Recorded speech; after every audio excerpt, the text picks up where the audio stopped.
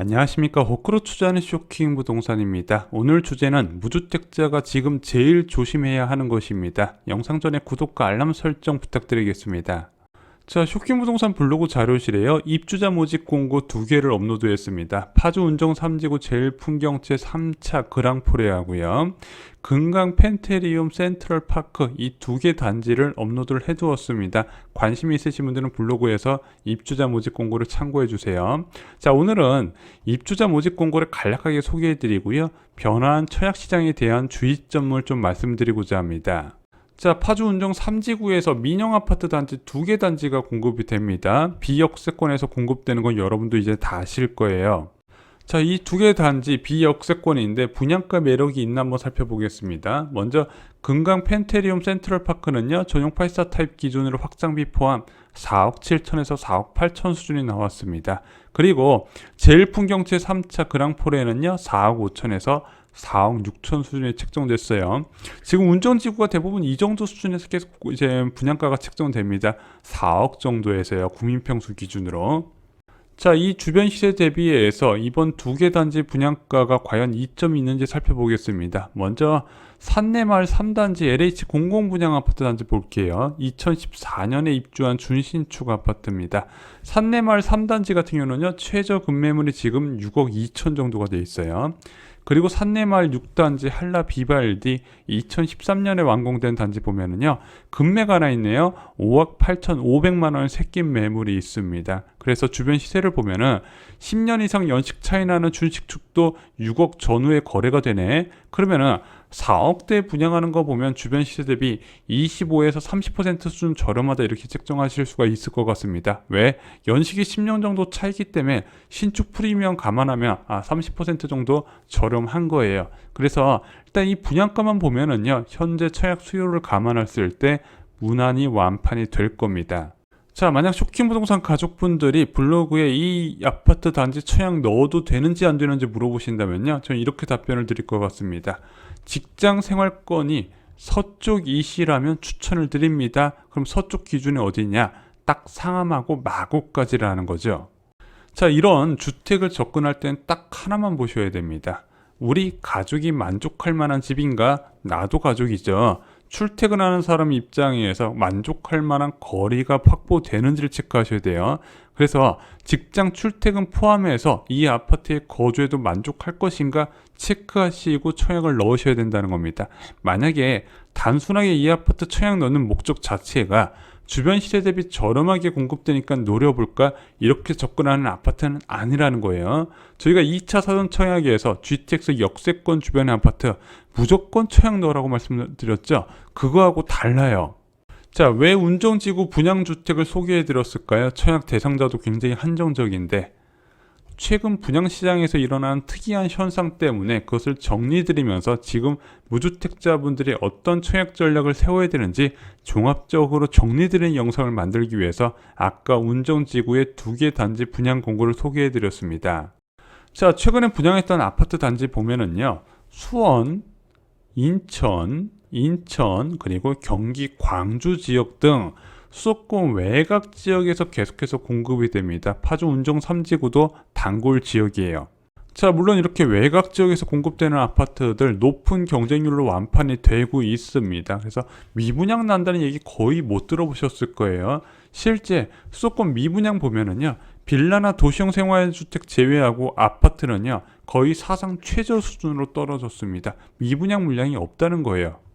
자, 그런데 이런 외곽 지역에 고민될 만한 공급되는 아파트 지역들 말고요, 실제 청약 대기자들이 기다리는 분양은 어떻게 됐을까요? 모두 짠 듯이 미뤄졌습니다. 거의 3만 호 가까이가 분양이 연기가 됐어요.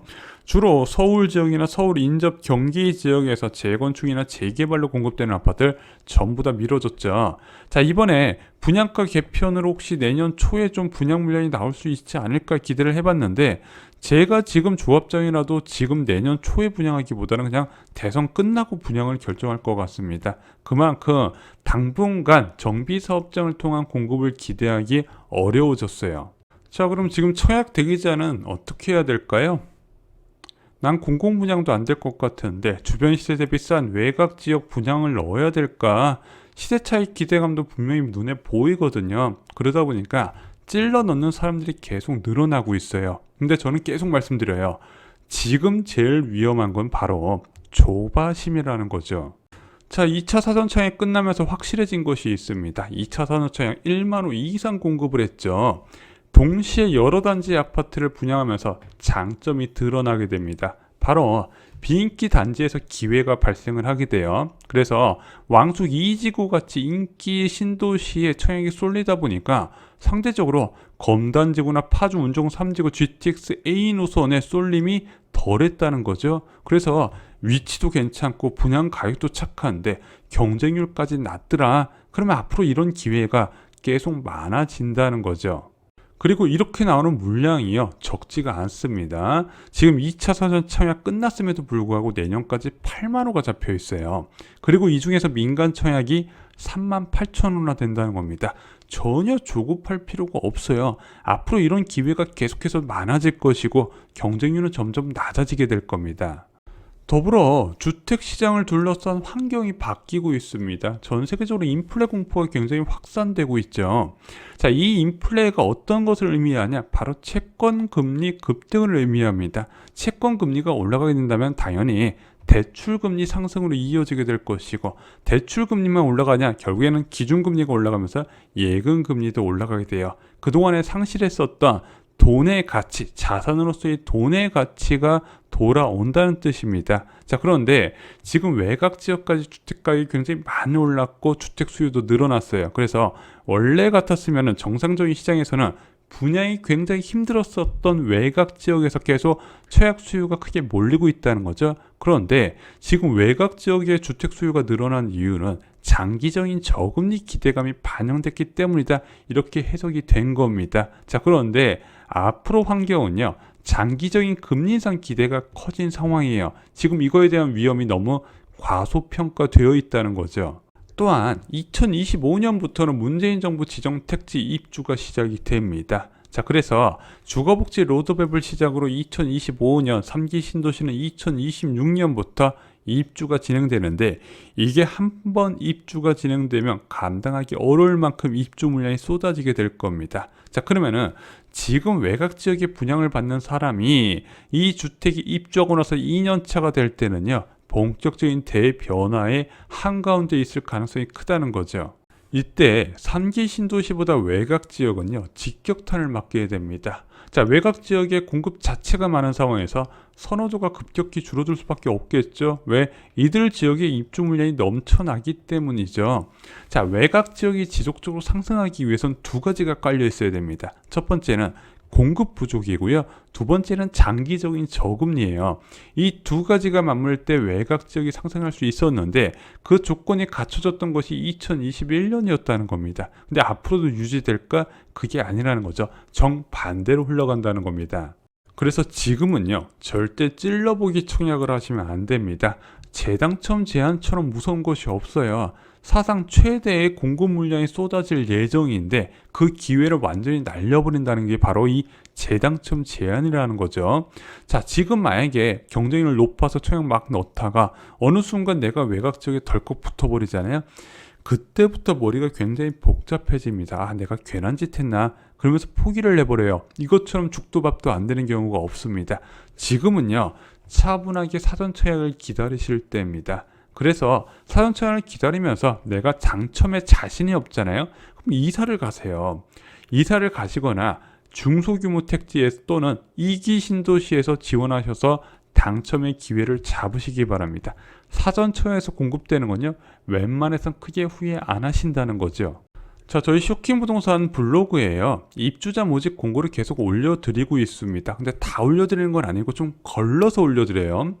해당 지역 거주자가 관심을 가질 분양은요, 입주자 모집 공고문을 올려드립니다. 그래서 그 지역 사시는 분이 여기는 청약 넣으셔도 되겠다 싶으면 저희가 올려드려요. 그러면은 당연히 주변 시세 대비 저렴한 이점도 있지만 그냥 내 집만은 수단이기 때문에 내 생활권이 있으면 그냥 청약을 넣어보시면 됩니다. 자, 그런데 나는 그 지역에 살지는 않지만 청약대기자 모두가 관심을 가져야 할 분양은요, 저희가 영상을 제작해서 올려드립니다. 대표적으로 지축지구 또는 파주 운정 3지구에서 GTX 역세권은 저희가 수도권 전체 거주자분들이 관심을 가질 만한 지역이라고 저희가 적극 추천해 드리잖아요. 그런 데는 저희가 영상으로 올려드려서 이렇게 구분을 해드립니다. 자, 지금 부동산 시장이 크게 변화될 조짐이 나타나고 있습니다. 아직까지 기존 주택에선 큰 변화는 나타나지 않고 그 전조 단계만 조금씩 포착되고 있습니다. 자, 그런데 가까운 시일 내에 기존 주택도 변화가 시작되고 그 영향을 청약 시장도 곧 받게 될 겁니다. 그런 것까지 감안해서 앞으로 2, 3년 뒤의 변화까지 감안해서 입주자 모집 공고를 올려드리고 분석도 같이 해드리겠습니다.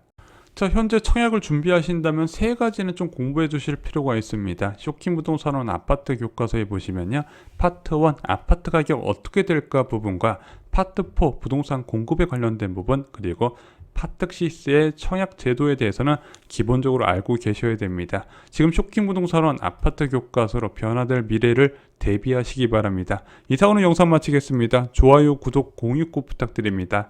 감사합니다.